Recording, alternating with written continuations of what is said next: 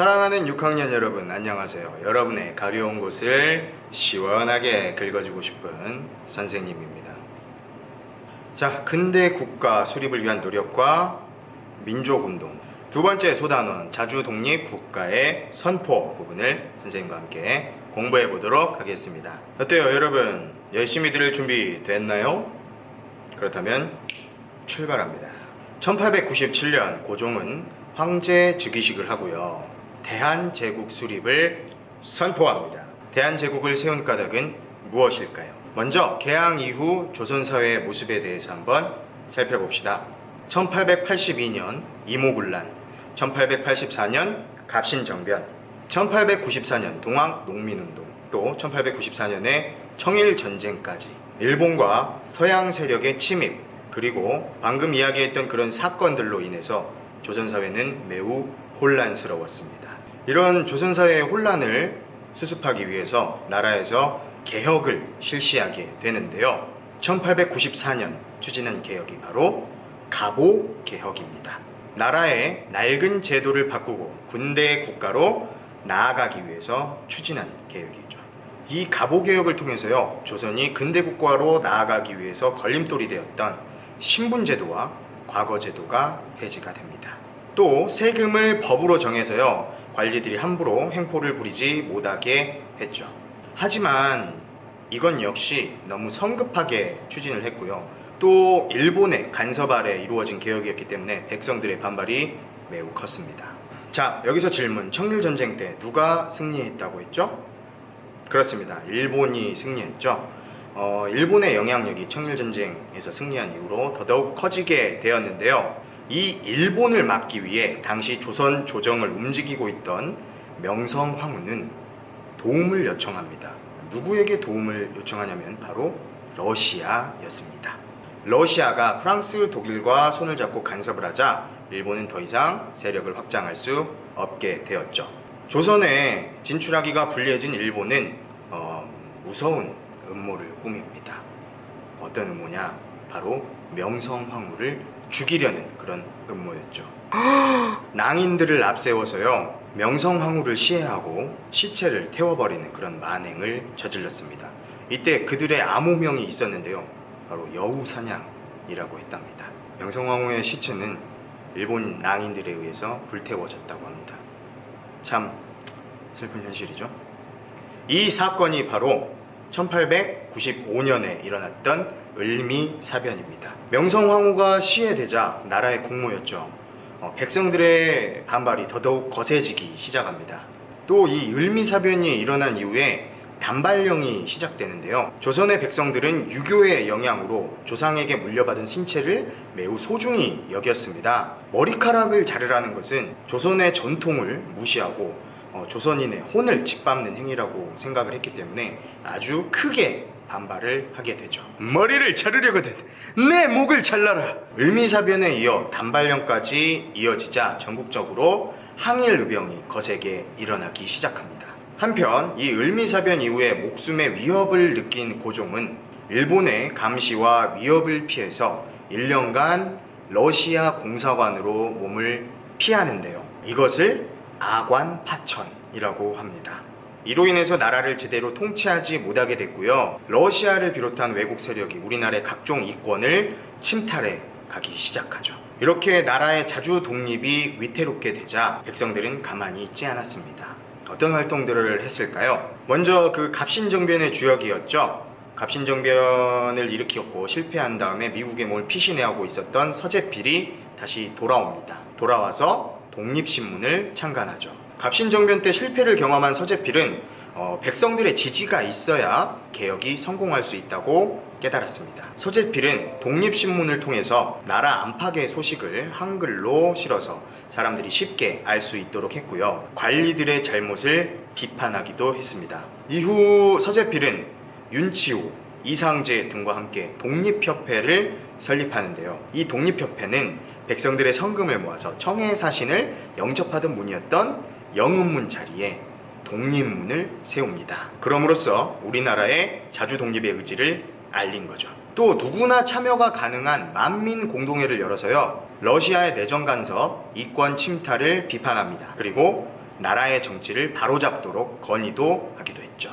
이 독립협회를 중심으로 한 활동으로 인해서 백성들의 자주 독립에 대한 열기가 매우 높아지기 시작했습니다. 이런 상황에서 고종은 러시아 공사관에서 경운궁, 지금의 덕수궁으로 다시 돌아오는데요. 황제가 하늘의 제사를 지내기 위해서 둥글게 쌓은 단이었던 황구단에서 고종은 황제 즉위식을 올리고 황제가 됩니다. 또 나라 이름을 조선에서 대한제국으로 바꾸었죠. 1897년 대한제국 수립을 선포하여서 우리나라가 근대적인 자주 독립 국가임을 알렸죠.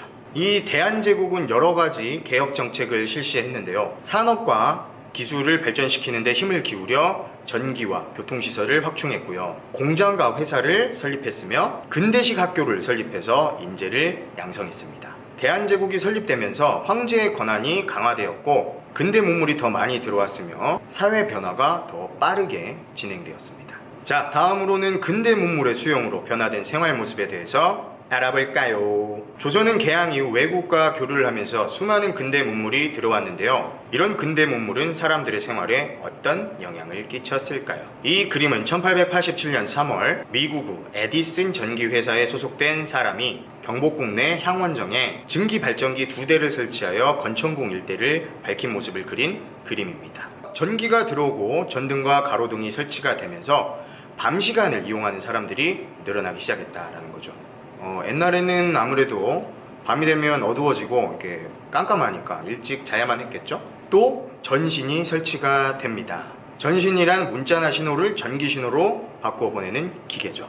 또 1896년에는 우리나라 최초의 전화기가 궁궐에 설치가 됩니다. 전신과 전화가 설치가 되어서 서로 소식을 빠르게 주고받을 수 있게 되었죠. 옛날에는 직접 가거나 말 타고 가서 전하거나 그래야 했죠. 자, 거리의 모습을 또 크게 바꾼 게 있었으니 그게 무엇일까요? 바로 전차였습니다. 전차 운행을 위해서 도로를 또 정비를 하고 전봇대도 세우고 이렇게 했는데요. 이 당시 사람들은 전차가 저절로 움직인다는 것에 많이 놀랬고요. 또 많은 사람이 이렇게 한꺼번에 탈 수 있다는 것에 대해서도 아주 신기해했다고 합니다. 너무나 신기했기 때문에 이 전차를 한번 타보기 위해서 지방에서 서울로 이렇게 온 사람들도 있었다고 합니다. 근대 문물의 수용으로 인해서 사람들의 의생활과 식생활에도 변화가 이루어지기 시작하는데요. 우리 조선시대 조상님들은 흰옷을 즐겨 입었었습니다. 그래서 우리 민족을 백이 민족이라고 하잖아요. 그런데 이때 서양의 옷이 소개되기 시작하면서 조선에도 서양의 옷을 입은 사람들이 나타나기 시작했습니다. 드레스나 양복 이런 거 다 서양 의복들이잖아요. 또 학생들의 교복도 마찬가지고요. 한복을 서양식으로 살짝 고쳐 입은 여성도 있었고요. 군인들은 서양식 군복을 입고 신식 총으로 훈련을 했었습니다. 서양의 음식들도 전해지기 시작하면서 조선의 식생활에도 큰 변화가 일어나게 됩니다. 궁중에서는 커피와 홍차를 마셨고요. 오늘날 서양식 요리와 과자도 전래가 되었다고 합니다.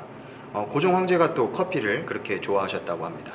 그렇다고 해서 모든 사람들이 이 서양 음식을 쉽게 접할 수 있었던 게 아니라 매우 귀했기 때문에 상류층에 속한 사람들만 주로 먹을 수 있었다고 합니다. 또 새로운 식사법이 생겨나기 시작하면서 남녀가 함께 식탁에 둘러앉아서 밥을 먹는 식사법도 생겨나기 시작했죠. 자, 또 개항 이후에 외국 사람들이 드나들기 시작하면서 이들에 의해서 서양식, 일본식 건축물들이 세워지기 시작합니다. 기존에 우리나라에 있던 그 건물들이 주로 단층이었다면 2층 이상의 집들이 생겨나기 시작한 거죠. 또 기존의 조선 집과는 달리 벽돌이나 시멘트, 유리 등을 사용해서 건물을 짓습니다. 지붕을 만드는 재료도 우리 조상들이 사용했던 것과는 달랐고요. 또 지붕위로 굴뚝을 만들었죠.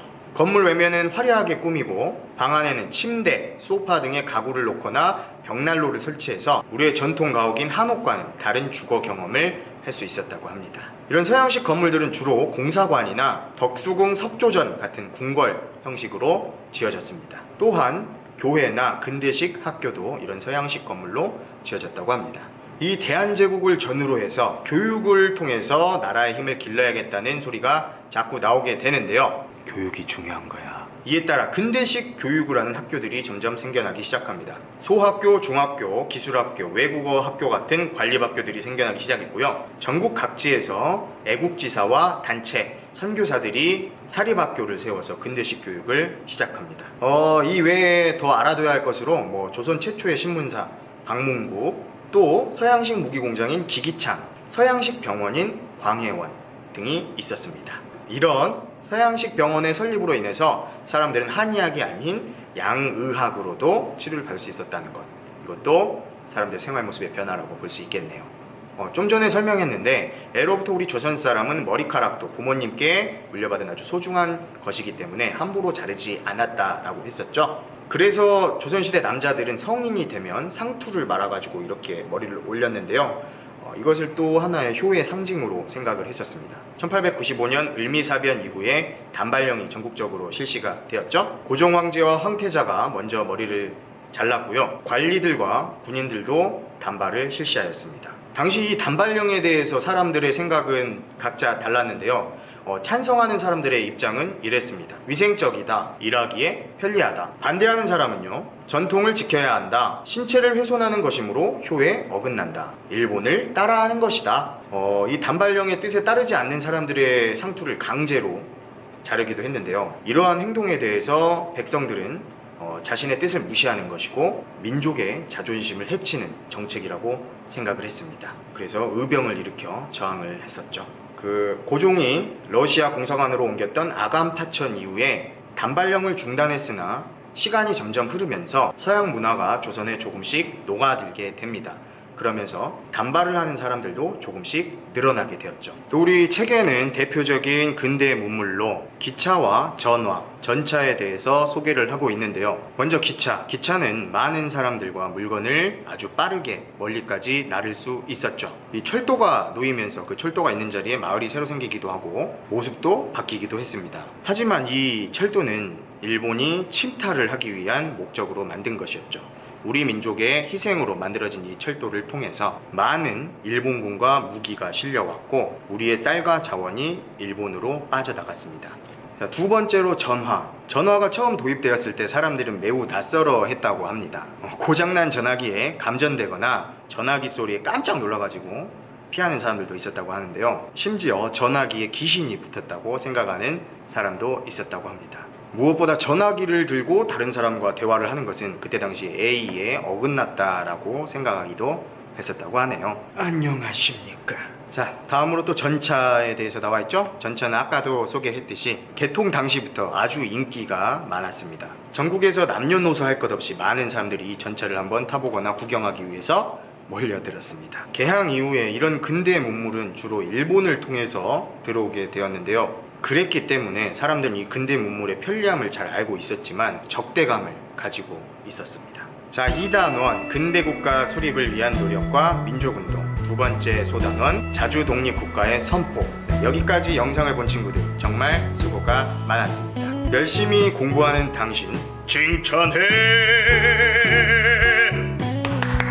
오늘의 영상은 여기까지입니다. 어때요? 재밌었나요? 역사 공부 선생님과 함께 차근차근 따라 나가다 보면은 여러분들의 공부한 내용을 이해하는데 조금은 도움이 되지 않을까 해서 열심히 이렇게 만들어 보고 있습니다. 많이 봐줬으면 좋겠고요. 열심히 공부했으면 좋겠습니다. 그러면 다음 영상으로 다시 만나도록 하겠습니다. 친구들 안녕.